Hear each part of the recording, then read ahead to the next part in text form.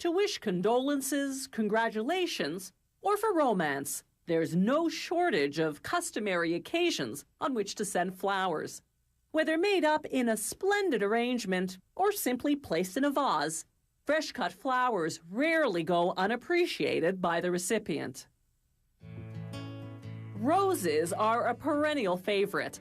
Florists buy them from commercial greenhouses.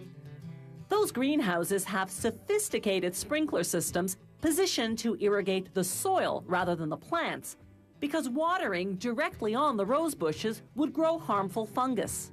The hotter the weather, the more watering, up to 7 times daily for about 5 minutes each time. The greenhouse climate is computer-controlled. If it gets too humid, the computer automatically triggers the roof to open, bringing down the temperature.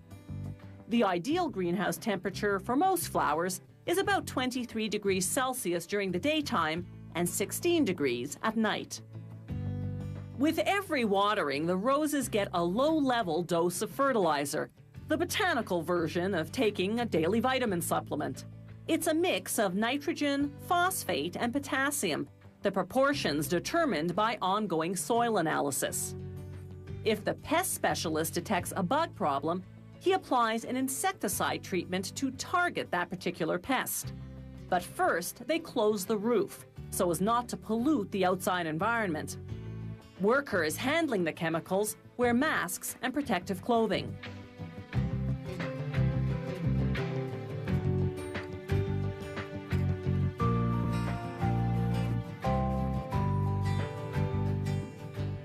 The roses grow through the openings of horizontal trellises positioned one above the other.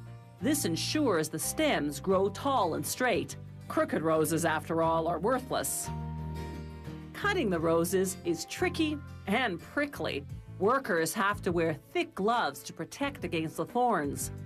They cut the stem at a 30 to 45 degree angle just above the second set of 5 leaves.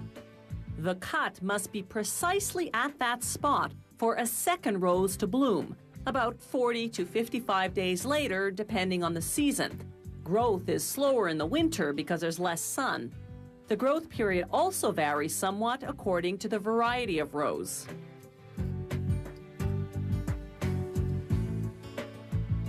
The fresh-cut roses go into a bucket of lukewarm water with a few drops of bleach to kill off any harmful bacteria. Workers then check each and every rose to make sure the blooms and foliage are free of defects.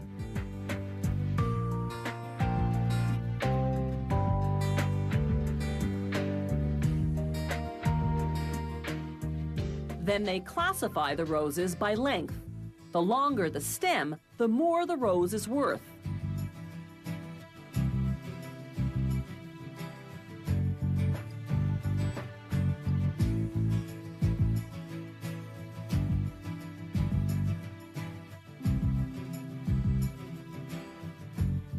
They make a bundle of each length, then trim the bottom of the stems to equalize the height. They wrap the roses in newsprint so they won't dry out during shipping.